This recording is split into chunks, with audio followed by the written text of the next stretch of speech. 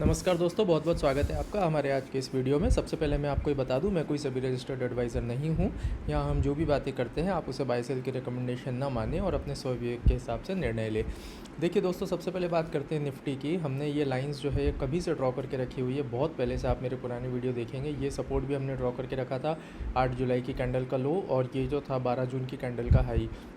आज देखिए उसने गैप डाउन ओपन हुआ मार्केट, उसने इसका फेक ब्रेकडाउन करा, इस सपोर्ट का ऊपर जाने की कोशिश करी। अंत में -100 पॉइंट्स पे ये बंद हुआ है आज निफ्टी, आज यानी कि 24 जुलाई को।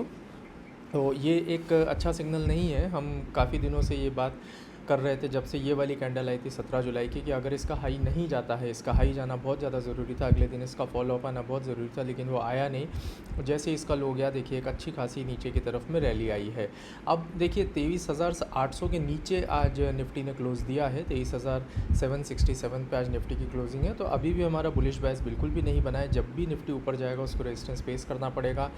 इसका सबसे पहला रेजिस्टेंस तो 23,800 ही है, और अगर वो इसने पार करा तो फिर 23,980 990 के आसपास ये जो डेली का 50 EMA है, ये इसका अच्छा खासा रेजिस्टेंस के रूप में दिखाई देगा हमें आने वाले समय में। तो यहाँ पर निफ्टी पे हमारा बायस जो है वो बेरिश ही रहेगा, अभी भी बेरिश टू साइडवेज ही रहेगा। जैसा कि हमने अगर ये सपोर्ट इसने तोड़ा निफ्टी ने, मान लीजिए मंडे को गैप डाउन होता है और ये सपोर्ट अगर निफ्टी तोड़ता है, तो आप मान के चलिए 300-400 पॉइंट की और रैली नीचे आपको आसानी से देखने को मिलेगी।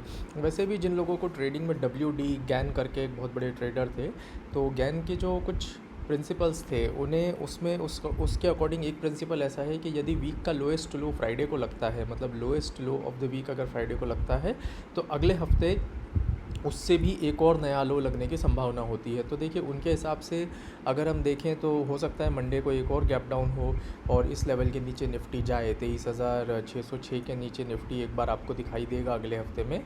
इस बात की संभावना बहुत ही बहुत ज़्यादा है। हो सकता है ये एक हायर लो करने आए, लोअर हाई करने आए और उसके बाद नीचे जाए, लेकिन अगले हफ्ते 23,606 के नीचे जाने की संभावना बहुत ज़्यादा है दोस्तों। आप उस हिसाब से अपने ट्रेड्स प्लान करिएगा। जो हम रोज़ जिन स्टॉक्स की बात करते हैं अब उनकी बात कर लेते हैं। MCX हमने कल भी बात करी थी, बेरिश टू साइडवेज है इसका व्यू अभी भी हमारा इंटैक्ट है, बेरिश टू साइडवेज ही है। आज की भी जो क्लोजिंग है हमें वो अच्छी नहीं मिली है, कल की कैंडल के हाई लो के आसपास भी नहीं है। कल की कैंडल का जो लो था उसके आसपास ही लगभग हमें आज की क्लोजिंग मिली है। तो MCX में भी हमारा जो है बेरिश टू साइडवेज का बायस अभी भी इंटैक्ट है। इसमें सपोर्ट हमने पहले ही आपको बताया 2577 इसका सपोर्ट है। उसके बाद वहाँ पर जब प्राइस आती है तो इसका प्राइस एक्शन हम देखेंगे। इसका बायस बेरिश टू साइडवेज। BSE एक और स्टॉक है जिसके बारे में हम रोज़ बात करते हैं। देखिए कल भी हमने बात करी थी कि काफ़ी दिनों से हम बात करते आ रहे थे, जो सपोर्ट लाइन है बहुत पहले ही मैंने ड्रॉ कर दी थी, और हम बात करते आ रहे थे कि 3550 के नीचे अगर ये क्लोजिंग देता है तो नीचे के रास्ते इसके खुल जाएंगे। आज इसने 3550 के नीचे क्लोजिंग दे दी है दोस्तों। आप देखेंगे इसने एक नया लो बनाया है आज, और अब ये बेरिश तो पहले से ही था, लेकिन अब इसके नीचे के रास्ते काफ़ी खुल गए हैं। अब ये जब भी ऊपर आएगा, देखिए कंटिन्यूस आप देखेंगे इसमें तो लोअर लो लोअर हाई, लोअर लो लोअर हाई, लोअर लो लोअर हाई, लोअर लो लोअर हाई, एक और लोअर लो आज इसने बनाया है। तो अब जो भी लोअर हाई बनाने अगर ये कहीं भी आता है, मुझे लगता है कि ये यहाँ पे लोअर हाई बनाने 3650 के आसपास जब भी आता है, 50-60 के आसपास, तो हम वहाँ से इसको शॉर्ट करने की सोचेंगे। इसमें हमारा बायस पूरी तरह से बेरिश टू साइडवेज है। अब जब तक कि ये 3,705 के ऊपर जाके ट्रेड करना नहीं शुरू करता या फिर डेली 50 EMA के ऊपर नहीं जाता, तो इसलिए BSE पे आप नज़र बना के रखिएगा। TCS हम रोज़ डिस्कस करते हैं। TCS में 3 दिनों से लगातार गिरावट थी। देखिए कल की कैंडल एक अच्छी कैंडल, तो उसका फॉलोअप आना ज़रूरी था, आज उसका फॉलोअप भी आया है। लेकिन अब यहाँ से देखना दिलचस्प होगा दोस्तों कि ये साइडवेज जाके नीचे जाता है या फिर ऊपर जाता है, क्योंकि हमने पहले भी बात करी थी, ये लाइन हमने पहले भी ड्रॉ करके रखी हुई है। इससे मैंने आपको वीकली पे भी दिखाया था, आप मेरे पुराने वीडियोज़ जाके देखेंगे। ये देखिए काफ़ी ज़्यादा रेजिस्टेंस के रूप में काम कर रहा है। जब तक इसका हाई नहीं जाता है, यानी 2275, जब तक ये अच्छा डिसाइसिवली ब्रेक नहीं करता है, तब तक हम इसमें बिल्कुल भी बुलिश नहीं होंगे। अगर 2275 के आसपास से कन्विंसिंगली ट्रेड करने लगता है तो फिर ये एक बार वीकली 50 EMA या फिर इस कैंडल का जो हाई है यानी कि 2614 तक ये एक बार आ सकता है, लेकिन उसके लिए इसे 2275 को क्रॉस करना रहेगा। अगर ये क्रॉस करता है उसके बाद फिर हमें इसमें 250-300 पॉइंट की ऊपर की तरफ की अच्छी रैली हमें मिल सकती है। देखिए दोस्तों, ये स्टॉक्स होते हैं स्विंग के, जिसमें हमें स्विंग ट्रेड पकड़ना होता है। मैं ये नहीं कह रहा कि एक बार में सीधा 3000 हो जाएगा, या एक बार में सीधा 2000 हो जाएगा, 1500 हो जाएगा, लेकिन ये स्विंग ट्रेड्स है। स्विंग ट्रेड्स में जो हाई और लो होते हैं पिछले दिन के, या जो सपोर्ट और रेजिस्टेंस होते हैं वो बहुत इंपॉर्टेंट है। स्विंग ट्रेड का मतलब ही यही होता है कि सपोर्ट पे हम बाय करें और रेजिस्टेंस पे हम सेल करें।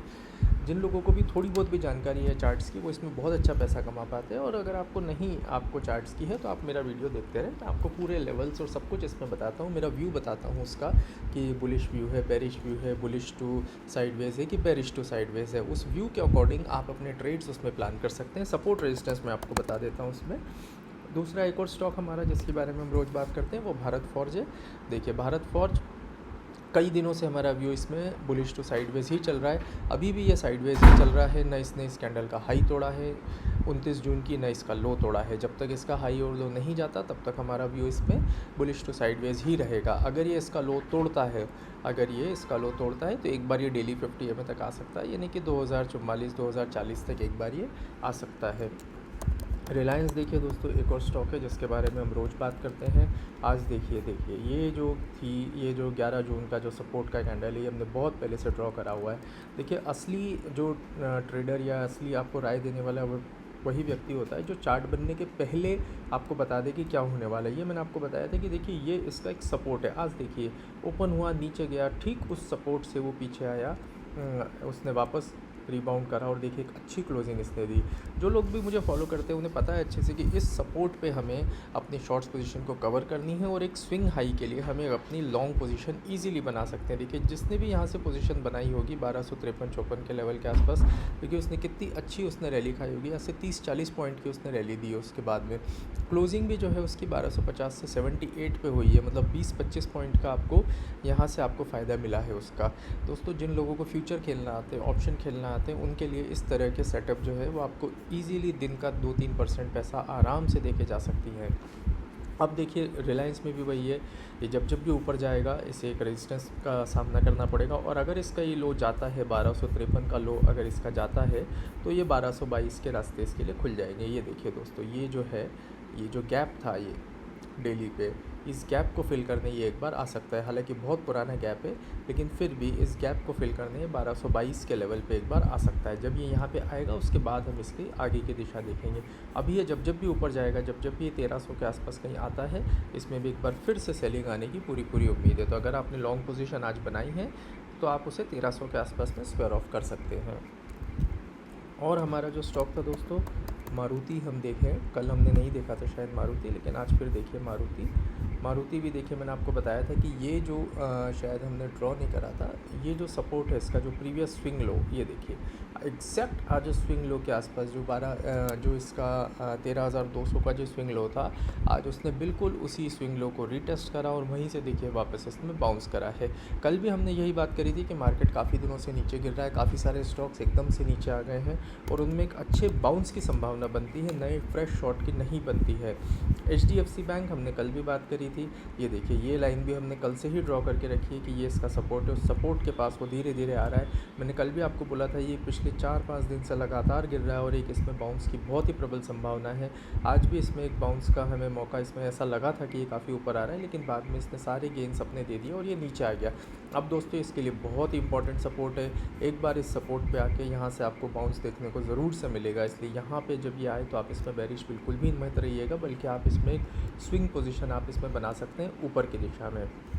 HDFC बैंक मेरे हिसाब से अभी इस सपोर्ट तक आने के बाद में हम इसमें बुलिश टू साइडवेज इसमें हम रहेंगे। देखिए बहुत बोल्ड स्टेटमेंट दे रहा हूँ मैं, क्योंकि लगातार गिर रहा है, लेकिन फिर भी मुझे ऐसा लग रहा है कि अगले हफ्ते के लिए हमें HDFC बैंक में बुलिश टू साइडवेज पोजीशन हमें बनानी चाहिए। एक्सिस बैंक जो इंडेक्स के हैवी वेट है, हम उनकी बात कर रहे हैं। देखिए एक्सिस बैंक में भी ये हमने कल भी बात करी थी कि इसने सपोर्ट के आसपास ही क्लोज दिया है। मैंने आपको ये भी बोला था जब भी कोई चीज़ सपोर्ट के आसपास काफ़ी दिनों तक जाती है तो उसके तोड़ने की संभावना ज़्यादा रहती है। आज इसके नीचे गैप अप ओपन हुआ, लेकिन इसने क्लोजिंग जो है इस सपोर्ट के ऊपर ही दी है। एक्सिस बैंक में भी ऐसा लग रहा है एक छोटा सा बाउंस आने की संभावना है, इसलिए एटलीस्ट हम HDFC बैंक, एक्सिस बैंक, इन सब में अभी शॉर्ट पोजीशन में तो बिल्कुल भी नहीं रहेंगे। हम इनमें अभी बाउंस के हिसाब से हम इनमें खेलने की कोशिश करेंगे। ICICI बैंक मैंने आपको इस दिन भी बताया था 22 जुलाई को कि बहुत ही बेरिश कैंडल इसने काफ़ी ज़्यादा पिछले कुछ दिनों के प्राइस एक्शन को पूरा इसने ख़त्म कर दिया था। 2 दिन से उसका फॉलोअप भी आ रहा है। अब इसमें अगर कोई लोअर हाई बनाने जाता है तो वहाँ से हम फिर इसमें नीचे की दिशा में खेलने का सोचेंगे ICICI बैंक में। और दोस्तों एक SBI, आज हम एक नया स्टॉक देखते हैं। SBI देखिए डेली 50 EMA के नीचे ट्रेड कर रहा है, पिछले स्विंग लो के भी नीचे आ गया है। इसलिए मार्केट ओवरऑल जो मार्केट का स्ट्रक्चर है वो हमें बेरिश ही दिख रहा है, अभी बेरिश टू साइडवेज ही दिख रहा है। एक छोटी बाउंस की अपॉर्चुनिटीज़ के लिए हम इसमें खेल सकते हैं, जिसमें कि HDFC बैंक और एक्सिस बैंक, इनमें हम ऊपर की दिशा में बाउंस ले सकते हैं। ICICI बैंक और SBI दोस्तों अभी ऐसा लग नहीं रहा है कि इनमें कुछ बहुत ज़्यादा बाउंस की संभावना है। BSE MCX पूरी तरह से बेरिश टू साइडवेज ही हैं। इनमें जब भी कोई बाउंस आएगा तो हमेशा इनमें सेलिंग ही आएगी, जब तक कि प्राइस एक्शन आगे का क्लियर नहीं होता। निफ्टी में जैसा कि मैंने आपको बताया, उसने लोएस्ट लो आज फ्राइडे को लगाया है। अगले हफ्ते एक और लोअर लो लगने की पूरी संभावना है। आज के लो के नीचे एक बार निफ्टी नेक्स्ट वीक में हमें ज़रूर दिखाएगा। हो सकता है मंडे को दिखा दे, हो सकता है ट्यूसडे को दिखा दे, लेकिन वो दिखाएगा ज़रूर जिस हिसाब से चार्ट्स का स्ट्रक्चर है। ठीक है दोस्तों, अब हम मिलेंगे हमारे अगले वीडियो में। धन्यवाद।